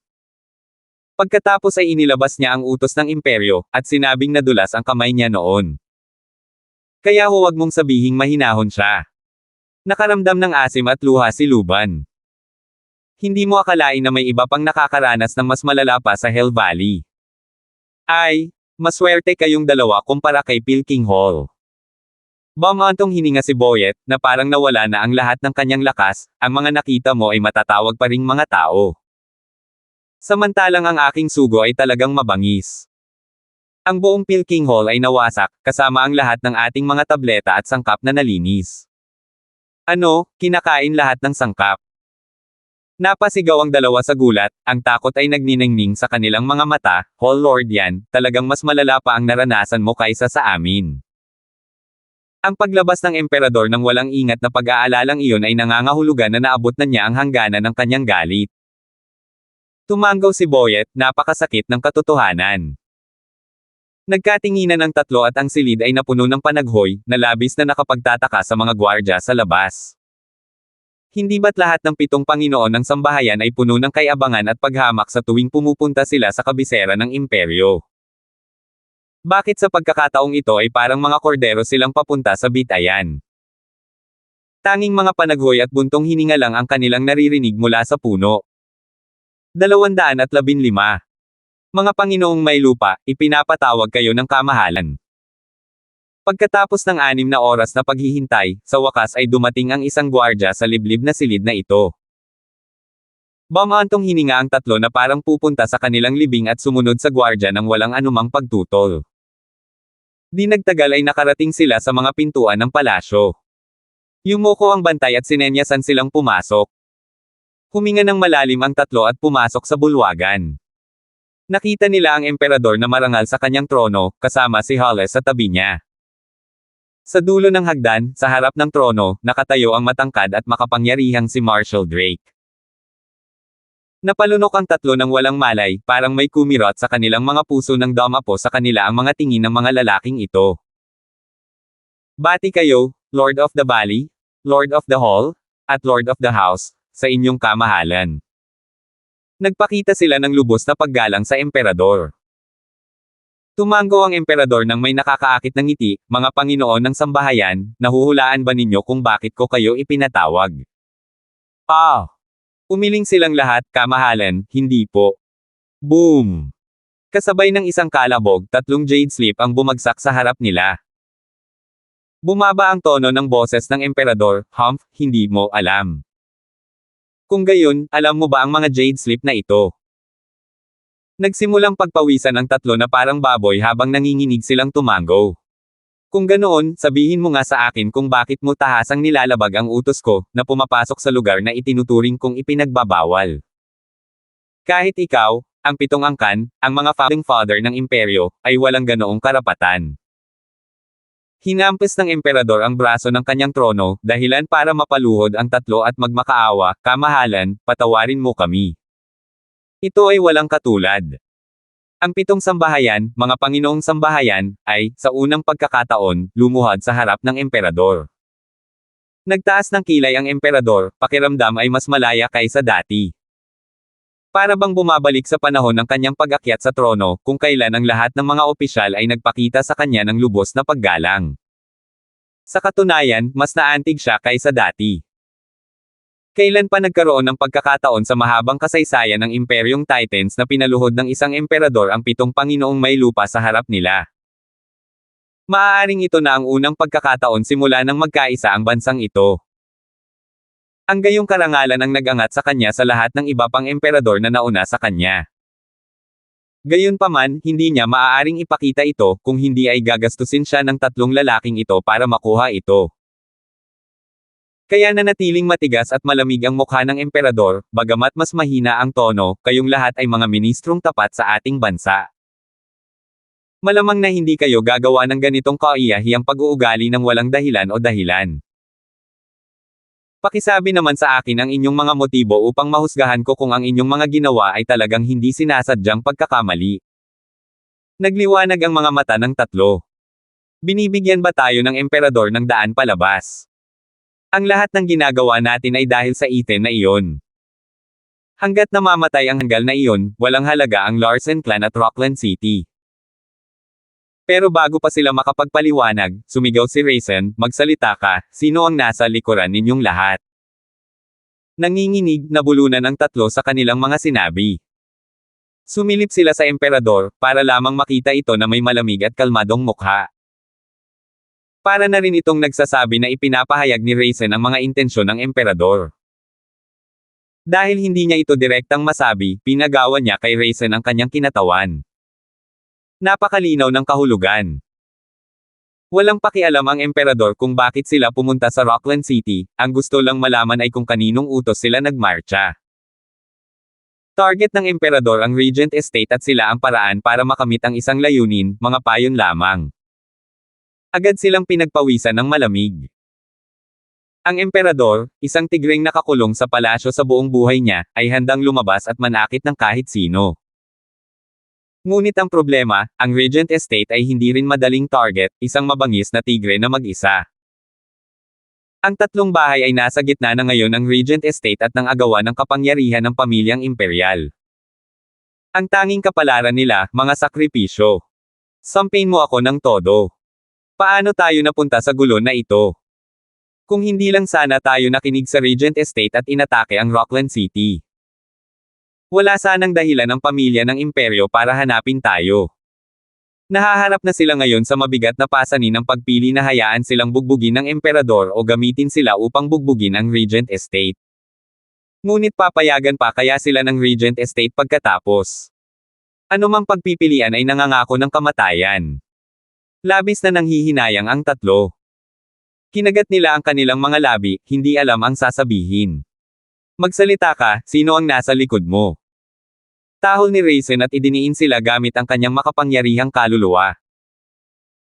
Kung ibang pagkakataon lang iyon, maaaring nanatili sanang matatag ang tatlong eksperto sa tuktok ng Profound Heaven dahil malapit na silang sumulong sa Radiant Stage. Ngunit ngayon, gayunpaman, sila ay natakot, ang kanilang espiritu ay nayanig. At ang pagpapakitang ito ng lakas ay sumire sa kanilang mga pader ng isipan, na nagparelax sa kanilang mga nakakuyom na panga. Ngunit pagkatapos, isang malakas na sigaw ang umalangaw-ngaw. Ang Regent Estate Lord, Tenzin at punong ministro Conrad ay humihiling ng madla. Nanlaki ang mga mata, nagulat ang emperador at ang dalawa pang lalaki. Para biglang dumating ang Estate Lord sa ganitong kritikal na panahon, kailangang pag-isipang mabuti ang kanyang intensyon. Higit sa lahat, bakit siya sumama kay Conrad? Nagdulot ito ng problema. Narinig ng tatlong Panginoong may lupa na paparating si Tenzin at muling nagtiim ang kanilang mga panga. Salamat sa Diyos, natakot ang Regent Estate na masangkot dito kaya sila ang tumulong. Tapos na ang laban namin kung hindi. Huminga ng malalim si Wanshan at pinakalma ang kanyang puso. Pinaikit ng emperador ang kanyang mga mata, papasukin sila. Hindi na maaaring umupo ang Sumpay na tigreng ito sa kanyang bundok. Bulong ni Hala Simmer. Tumango ang emperador ng may seryosong ekspresyon. Binabati kayo ng Panginoon ng ari-arian na si Tenzin, ng punong ministro na si Conrad, ng kaitiwala na si Leng ng Regent Estate, at ng mataas na kagalang-galang na si Fredrin Donford ng Regent Estate. 4 na tao ang pumasok sa bulwagan. Kasunod ni Tenzin at Conrad ay dalawa pa ang naroon. Isa sa kanila ay isang matanda ngunit matipunong lalaki na ikinabahala maging ng banal na dragon na si Hollis. Ano ang ginagawa ng nangungunang eksperto ng Regent Estate, ang High Venerable Fredrin dito? Napasinghap si Hollis, ramdam ang pinakamataas na kapangyarihang Radiant Stage na inilalabas ng matandang lalaki. Ang kanyang cultivation ay hindi mas mababa kahit kaunti kaysa sa 5 Divine Dragon. Napansin din ni Fredrin si Hollis, at ngumiti rin siya bilang ganti, na may kasamang pangungutya at pang-uuyem. Naku, mga Panginoong may lupa, ang 7 bahay ay palaging kapantay ng pamilya ng imperyo. Alam kong nirerespeto ninyo ang kamahalan, ngunit hindi ninyo kailangang lumuhod. Maaaring mali ang pagkakaintindi ng iba at isipin na balak ng kamahalan na supulan ang 7 bahay, labag sa pamamahala ng kanilang ninuno at magdulot sa kanya ng kahihiyan. Tumindig kayo, halika na, hindi ninyo maaaring hayaang magdusa ang kamahalan sa ganitong kawalan ng katarungan. Pagkatapos yumuko sa emperador, ngumiti si Conrad upang tulungan ang 3 Panginoong may lupa. Kinuyam ng emperador ang kanyang mga kamao at nagngalit ang kanyang mga ngipin. Hindi sila pinayagan ng emperador na bumangon, ngunit nang ahas si Conrad na tulungan sila sa sarili niyang pagkukusa. Napakalinaw ng kanyang mga intensyon. Ngunit dahil matibay ang dahilan ni Conrad, walang nagawa ang emperador upang ilabas ang kanyang galit. Ganito inagaw ni Conrad ang prestihiyo ng emperador, habang itinataas ang prestihiyo ng 3 Panginoong may lupa sa pamamagitan ng pagpapatayo sa kanila. Iyon ay dahil sinusuportahan sila ng Regent Estate na tumutulong upang maibsan ang kanilang mga pangamba. Sa sandaling iyon, ang pressure na ipinataw ng grupo ng emperador sa mga House Lord ay naglaho ng walang kabuluhan. Ang paggamit muli ng parehong dahilan ay hindi nagagana. Magaling ka, Conrad, ibibigay ko iyan sa iyo. Nagmura ang emperador sa loob ngunit hindi niya ito hinayaan. Humarap siya kay Tenzin na tumatawa, pinsan, ilang dekada ka nang wala sa kabisera ng imperyo. Ano kaya ang nagdala sa iyo rito ngayon? Kamahalan, naparito ako upang umamin. Yumuko si Tenzin. Nanginig ang noo ng emperador. Kahit hindi niya maintindihan, dagdag niya, pinsan, hindi ko maintindihan. Ang Regent Estate ay kamag-anak ng pamilya ng imperial at palaging nararapat, ipinagtatanggol ang Caged Dragon City para sa pamilya ng imperial. Ano ang posibleng dahilan para aminin mo? Anong krimen? Kamahalan, ang iyong mapang-ipong tono ay labis akong kinikilabutan. Naikuyom ni Tenzin ang kanyang mga kamao at mapagkumbabang sinabi, ang pitong bahay ay tumulong sa pamilya ng imperyo sa loob ng 1,000 taon at nagdala ng kapayapaan sa Titans.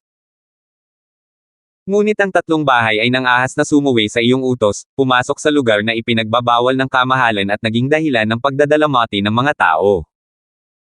Ako, ang Regent Estate, ang pinuno ng pitong bahay, ay nabigo sa aking mga tungkulin at nararapat na parusahan. Pumutok. Biglang tumunog ang mga daliri ng emperador, habang ang kanyang mukha ay lalong bumababa. Simula nang itatag ang imperyo, ang pitong angkan at ang pamilyang imperyal ay naging mapayapa, ngunit ang tungkuling kontrolin ang pitong angkan ay napunta sa pamilyang imperyal. Ngunit para kay Tenzin na manggahas na gampanan ang ganitong responsibilidad, wala siyang ginawang kasalanan. Lumalampas siya sa kanyang kapangyarihan upang makakuha ng mas mataas na katayuan. Ngunit sa loob ng 1 milenyo, ang Regent Estate ang naging pinuno ng pitong bahay, isang katotohanang hindi mapabulaanan ng emperador. Ang tanging pagpipilian niya ay ang magngingit-ngit sa galit. Pinsan, napakabigat nito para sa iyo. Paano ko hahayaang ikaw ang managot sa krimen ng tatlong bahay? Sabi ng emperador. Oo, Panginoon ng ari-arian na si Huampo. Ang Regent Estate ay maaaring nasa tuktok ng pitong bahay at dapat ngang managot para sa mga ito. Ngunit dahil nais ng Panginoon na akohan ang kanilang mga krimen, ilalagay mo ang iyong sarili sa panganib. Bukod pa rito, ang krimen ng tatlong bahay ay maaaring hindi gaanong mabigat para sa iyo na akohan ito. Nagpakita si Conrad ng isang masamang ngiti habang nakatingin sa emperador. Nanlaki ang mga mata ng emperador at malamig na ngumiti, pinahihiwatig ba ng punong ministro na mali ako? Hindi ko ito maiisip. Hindi naman nagkakamali ang kamahalan. Ang mahalaga lang ay napakaliit ng bagay na ito. Malinaw sa lahat ang paghamak ni Conrad. Galit na galit ang emperador, halos pumutok na ang mitya. 216. Kaya ayon sa iyo, Conrad, ang lantaran na pagsuwi sa isang utos ng imperyo ay isang maliit na bagay lamang. Malamig na nagsalita si Raisin sa malakas na boses, kung gagawin ito ng lahat, ano ang mangyayari sa dignidad ng pamilya ng imperyo? Pinunasan ni Conrad ang kanyang pag-aalsa gamit ang isang ngiti at pagkaway, umiling siya, Marshal, bawasan mo ang iyong galit. Hindi iyon ang ibig kong sabihin. Ang pagsuwi sa utos ng imperyo ay naging at magpakailanman ay magiging isang malubhang krimen. Ngunit sa kaso kung saan ang pinuno ay padalos-dalos at malupit. Ulitin mo yan. Tahol ni Raisin. Ikinumpas ni Conrad ang kanyang kamay ng may nakakapangilabot ng ngiti, hahaha, hindi kailangang magalit si Marshal. Hindi ko tinutukoy ang kanyang kamahalan. Ang kanyang kamahalan ay isang matapat na pinuno. Higit pa riyan, tama ba? Nang inig ang puso ng emperador, siya at si Hollis ay parehong sumisinghot sa loob. Pinipilit ng tatlo ang tatlong House Lord para lang maiwasan ang partikular na gulo na ito.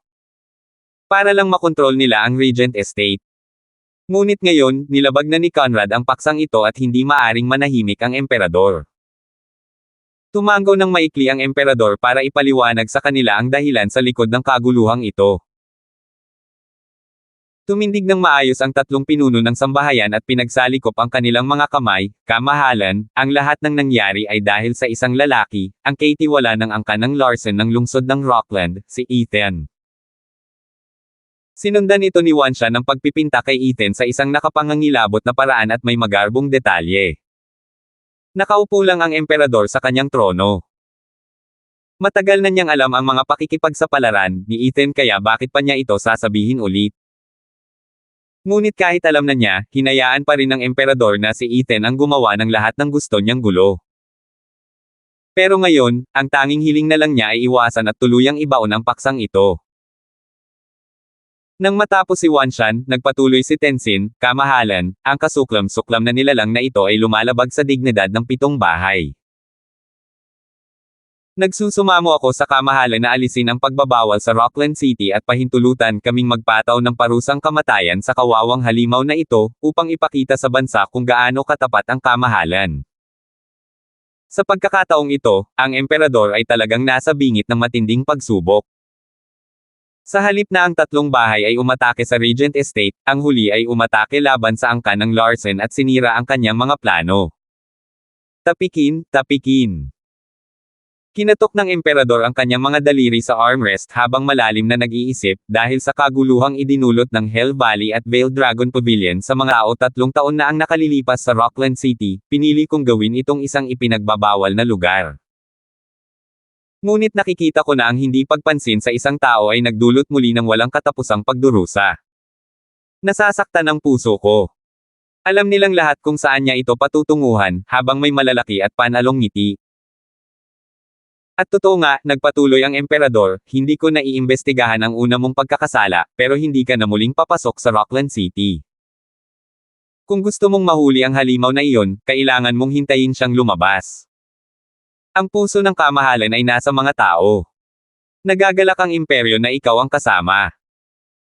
Pinagsalikop ng grupo ni Tenzin ang kanilang mga kamay sa taos-pusong paghanga, ngunit halata ang pang-iinis sa kanilang mga mukha. Ang nakatagong labanang ito sa pagitan ng emperador at ng Regent Estate ay natapos sa ganap na pagkatalo ng una. Hindi lamang niya nasagap ang kahinaan ng Regent Estate dahil nakatakas ng walang panalo ang tatlong bahay, ang mas malala pa, hindi niya naipagtanggol ang kanyang piyesa sa chess, ang Rockland City, halos ihagis niya ito sa mga lobo. Naglaho ang kapangyarihan ng emperador na siyang pinagtawanan ng lahat. Salamat, kamahalan. Yumuko si Wanshan tulad ng iba at pagkatapos ay nagpakita ng parehong paggalang kay Tenzin, salamat, Estate Lord Huampu. Pakiramdam ng emperador ay nasasamid siya sa isang bagay na hindi maganda kung lunokan o iluwa niya ang sarili. Nagpasya siyang tumitig na lang sa kanila nang may buong galit na kaya niyang tipunin. Hindi ito pinansin ni Tenzin at bahagyang yumuko, kamahalan, lubos kaming nagpapasalamat sa iyong awa. Aalis na kami.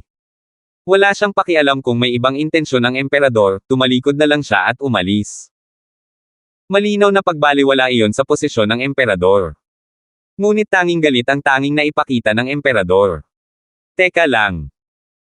Lumingon ang mga tao at nakita ang monochrome chess sage na padyak-padyak na lumapit, na may apoy sa kanyang mga mata, kay High Venerable Fredrin, ang tagal na po, Sir Huampu.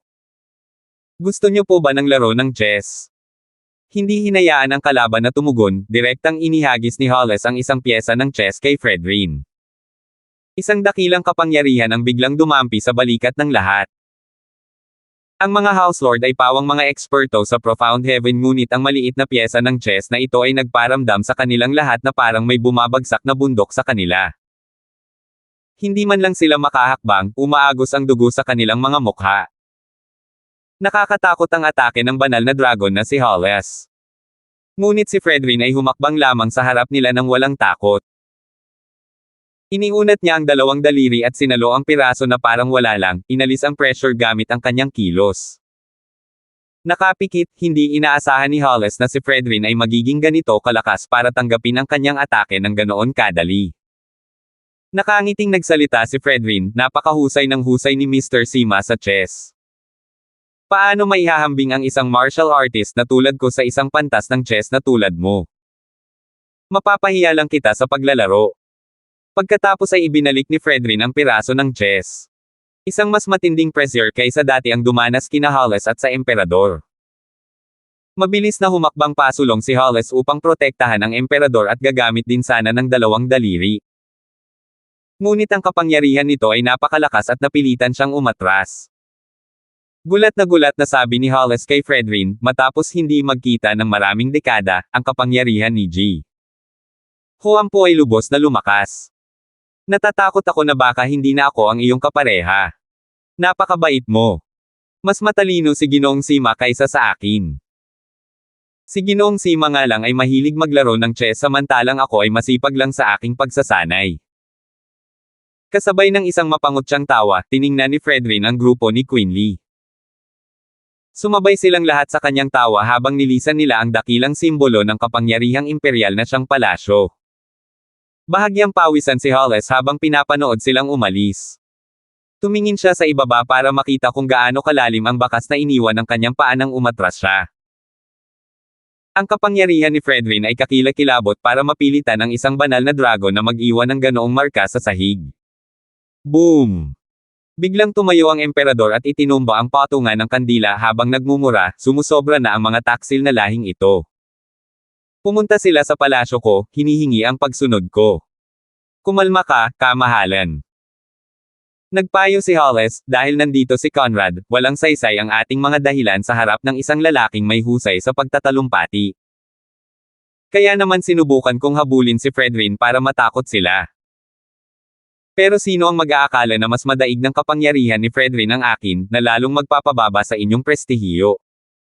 Nagkamali ako ng kalkulasyon. Patawarin ninyo ako, kamahalan.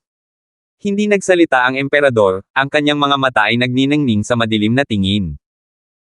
Hinaplos ni Raisin ang kanyang balbas at bumantong hininga, ang planong ito ay gamitin ang tatlong bahay at suntukin ang kay-abangan ng Regent Estate. O kahit papaano ay magdulot ng alitan sa pagitan nila. Ngunit ngayon, dumating ang Regent Estate upang iligtas sila, na lalong nagpatibay sa kanila kasama ng Regent Estate. Lahat ng ating pinaghirapan ay sinamantala ng Regent Estate. Ngayon na ang Regent Estate ay kasama na ang tatlong bahay, mas magiging mahirap silang harapin. Tumanggaw si Hollis, habang ang emperador ay naglalakad at malalim na nag-iisip. Pagkatapos ay nagningning ang mga mata ng emperador, Ginoong Sima, hindi ba't malapit na ang esoteric debate? Tunay nga, kamahalan. Magaganap ito sa loob ng 5 taon. Tumanggaw si Hollis, pagkatapos ay nagsimulang, kamahalan, hindi po ninyo ibig sabihin. Nakangiting tumango ang emperador, hindi ba't ipinagmalaki ng Regent Estate ang pagiging pinuno ng 7 bahay dahil palagi siyang nangunguna sa esoteric debate. Kung magkukulang siya sa pagkakataong ito, ang kanilang dignidad ay mabibigo ng husto. At ang binhi ng pagdududa ay itatanim sa iba pang mga bahay, na hamina na ang kapangyarihan nito. Pero ang bawat henerasyon ng Regent Estate ay puno ng mga henyo. Lalo na ang isang ito, na may kasamang ilang mga katwang nilalang. Ang ibang mga bahay ay may kanya-kanyang talento, ngunit walang makakapantay. May mga chismis pa nga na isa sa kanila ang kayang basagin ang mga kadena ng Radiant Stage, at maging ang tugatog ng kapangyarihan sa Titans. Sino nga ba ang may ganitong potensyal?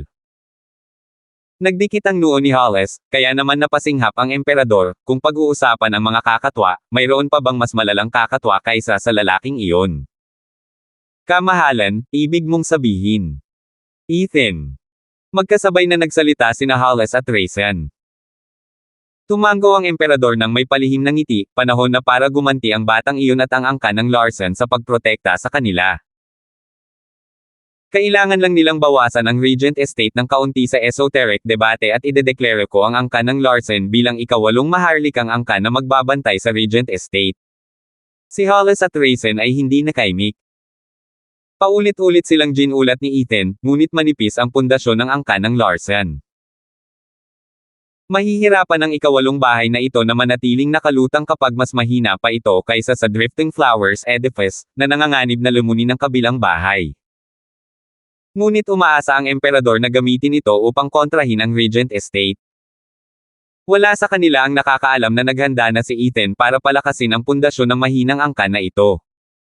Sa ibang lugar, ang grupo ni Conrad ay umalis sa palasyo na may pangungutya sa kanilang mga mukha. Lalo na ang 3 Panginoong may lupa, na itinulak sa isang sulok ng emperador, ay ngayon ay naligaw sa tuwa. At tulad ng emperador, lubos silang humanga sa Regent Estate at kay Fredrin. Nako, ilan ba ang kayang magpa-address ng isang banal na dragon? Conrad, salamat sa pagpapangyari ng lahat ng ito. Ikinuyom ni Tenzin ang kanyang mga kamay. Ngumiti si Conrad at nagsalita sa parehong malamig na tono, hahaha, hindi mo na kailangang magpasalamat sa akin.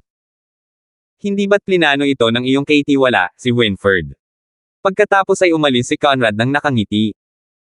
Naabutan siya ng mga matatanda ng yin at yang, kahit na nanatili silang malayo sa isa't isa. Hindi masyadong naintindihan ni Wanshan, ngunit nagbago ang mukha ni Winford, at lumingon kay Tenzin.